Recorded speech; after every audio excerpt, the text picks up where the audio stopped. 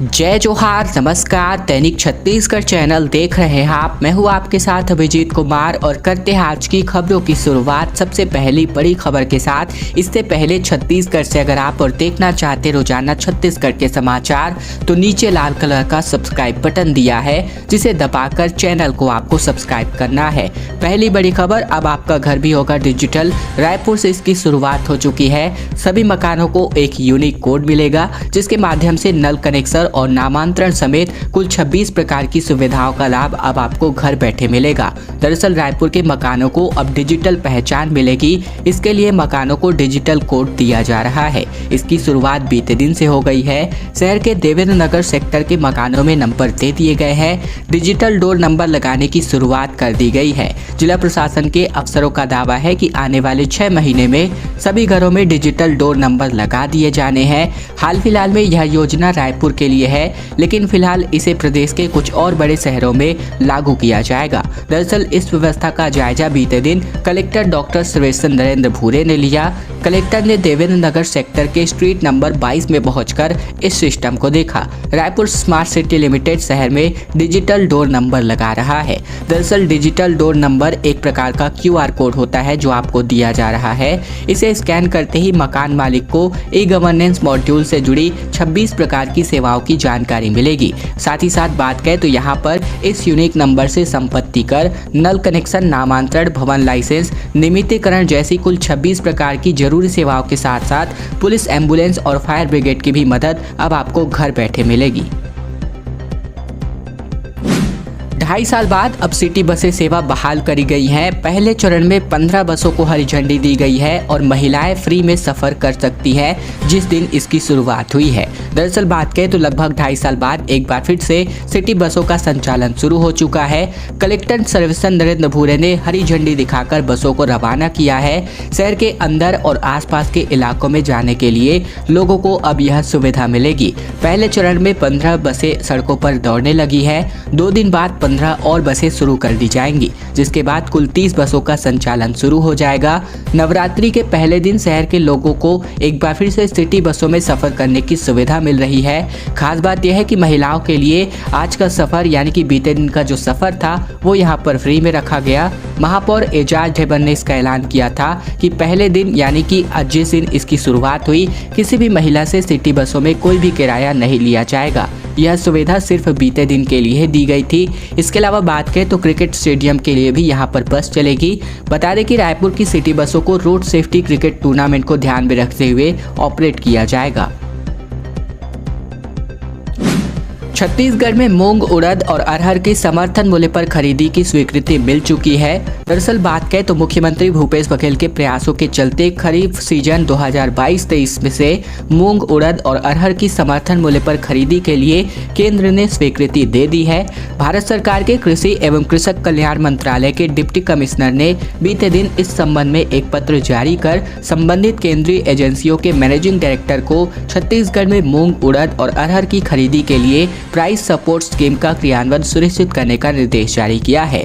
छत्तीसगढ़ में खरीफ सीजन 2022-23 के लिए मूंग 372 टन, उड़द 6180 टन और अरहर 6342 टन की अधिकतम मात्रा की खरीदी करी जाएगी। यहाँ यह उल्लेखनीय है कि मुख्यमंत्री बघेल के निर्देशानुसार बीते दिनों कृषि मंत्रालय छत्तीसगढ़ शासन ने केंद्र सरकार को राज्य में अरहर, उड़द, मूंग की खेती, उत्पादन, समर्थन मूल्य पर उपार्जन की अनुमानित मात्रा सहित इसके उपार्जन के लिए की जा रही तैयारियों का विस्तृत ब्यौरा भेजकर खरीदी की स्वीकृति देने का आग्रह किया था, जिसके बाद से अब यह फैसला लिया गया है।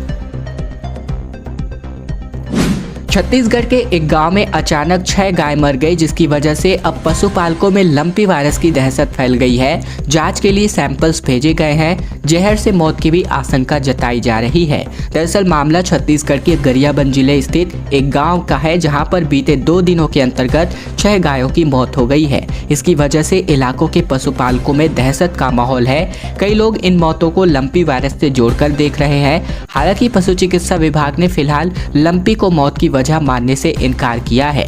उनका कहना है कि पहली नज़र यह इन मौतों की वजह पॉइजनिंग लग रही है। फिलहाल नमूनों की जांच के लिए प्रयोगशाला भेज दिया दिया गया है। गरियाबंद के फिंगेश्वर ब्लॉक में एक गांव है लचकेरा, जहां पर ये गायों की मौत हो गई और थोड़ी ही देर बाद एक एक करके कुल 4 गायों की मौत हो गई और दहशत में आए ग्रामीणों ने इसकी सूचना पशु चिकित्सा विभाग को दी, जहां पर डॉक्टरों की टीम पहुंची और इस बीच 2 और मवेशियों ने अपना दम तोड़ दिया। इसकी वजह से आसपास के गांवों में भी दहशत का माहौल बन चुका है। लोग इसे लंपी वायरस के वजह से संक्रमण से हो रही मौतों से जोड़कर देखने लगे हैं। कर्मचारियों का अब ट्रांसफर हुआ है, जहां पर 179 शिक्षकों समेत राजस्व, कृषि और सिंचाई जैसे कुल 7 विभागों के 270 कर्मचारियों का तबादला हुआ है। दरअसल रायपुर जिला प्रशासन से जुड़े 270 कर्मचारियों का ट्रांसफर कर दिया गया है।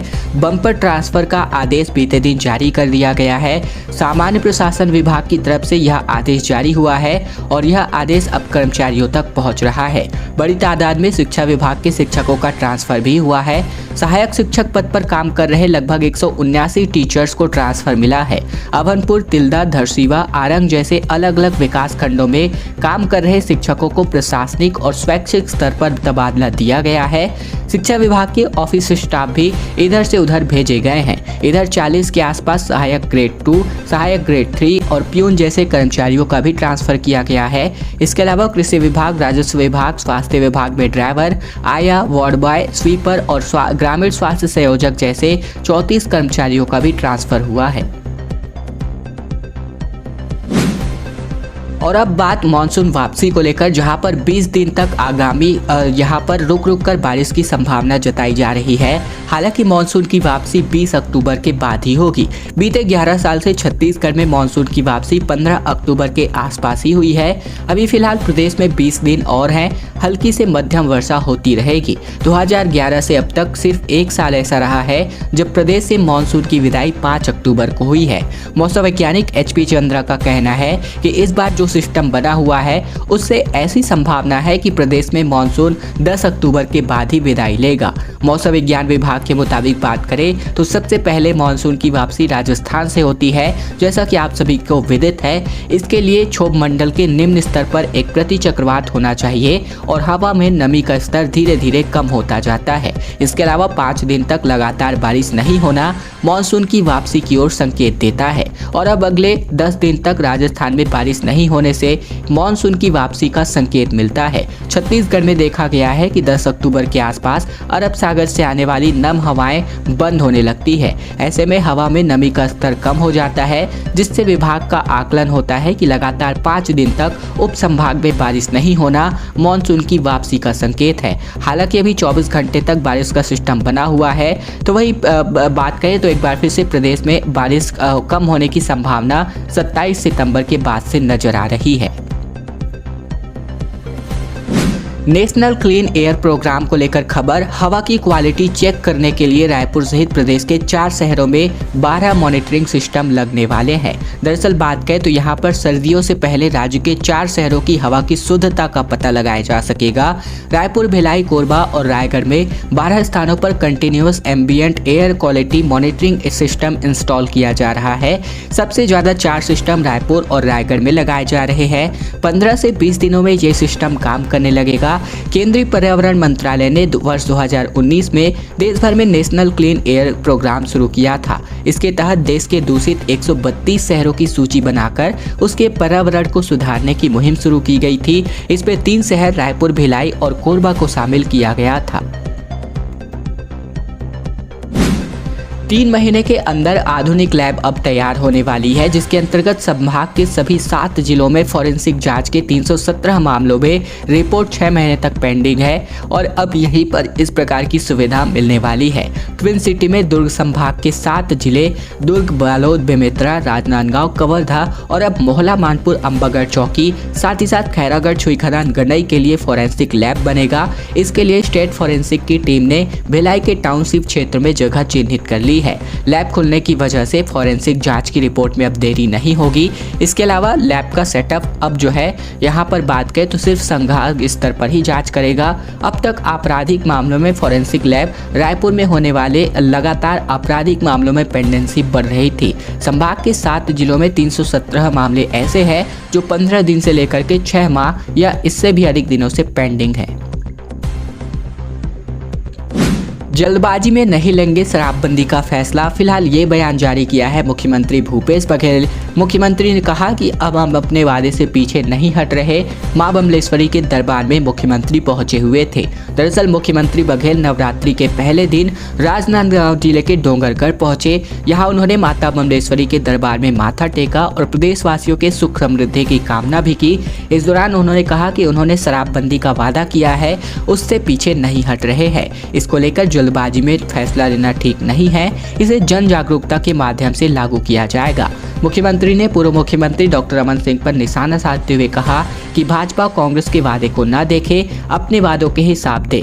15 साल सत्ता में रहे लेकिन अपना वादा पूरा नहीं किया, पहले भाजपा उसका हिसाब तो दे दे। उन्होंने कहा कि डॉक्टर रमन सिंह ने अपने विधायक दल की बैठक में कहा था कि चाहे सरकार भले ही चली जाए लेकिन शराबबंदी करके रहूंगा। और अब बात कर लेते हैं यहाँ पर माध्यमिक शिक्षा मंडल के रद्द हुए तिमाही के पेपर को लेकर के। दरअसल बात करें तो माध्यमिक शिक्षा मंडल द्वारा तैयार प्रश्न पत्र लीक हो जाने के तुरंत बाद जिम्मेदारों ने परीक्षा रद्द करने का ऐलान कर दिया। साथ ही यह प्रस्ताव भी रख दिया गया कि अब अपने स्तर पर परीक्षा का आयोजन करा ले। स्कूल के प्रधान पाठक से लेकर के प्रिंसिपल के सामने अब यह दिक्कत आ रही है कि उन्होंने जो राशि प्रश्न पत्र की फोटोकॉपी कराने में खर्च की थी उसका क्या। दूसरा सवाल ये कि नए सिरे से परीक्षा कंडक्ट करने में भी इतनी ही राशि और खर्च करनी पड़ेगी, क्योंकि ब्लैक बोर्ड पर लिखने की वजह से जो समस्याएं थी उसी वजह से फोटोकॉपी करने का निर्णय लिया गया था। नए सिरे से परीक्षा लेने में फोटोकॉपी कराने की मजबूरी है। शिक्षकों के मुताबिक प्रश्न पत्र की फोटोकॉपी कराने में छोटे बड़े स्कूलों की दर्ज संख्या के मुताबिक औसतन 5 से लेकर 12,000 रुपए तक का खर्च आया था।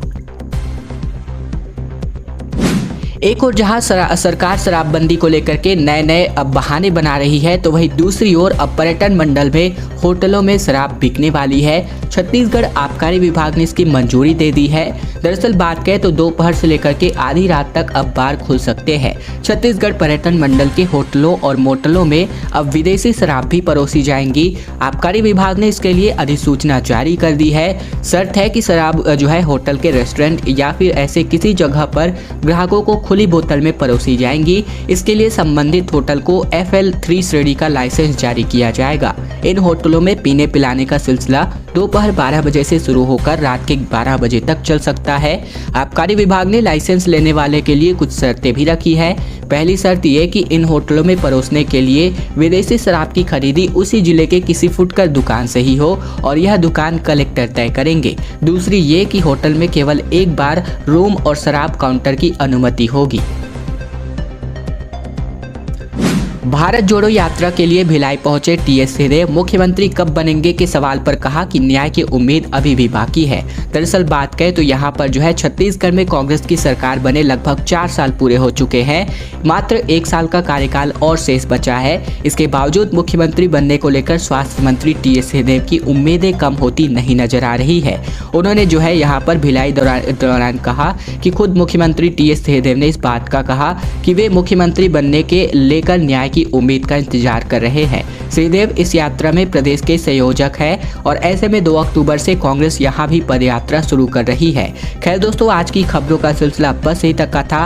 वीडियो अगर आपको पसंद आए तो वीडियो को लाइक कीजिएगा, चैनल पर नए हैं तो चैनल को सब्सक्राइब कर लीजिएगा, साथ ही साथ घंटी को दबाकर ऑल नोटिफिकेशन को भी इनेबल कर लीजिएगा, ताकि प्रतिदिन की महत्वपूर्ण खबरें, छत्तीसगढ़ के समाचार हम आप तक रोजाना पहुंचा सके।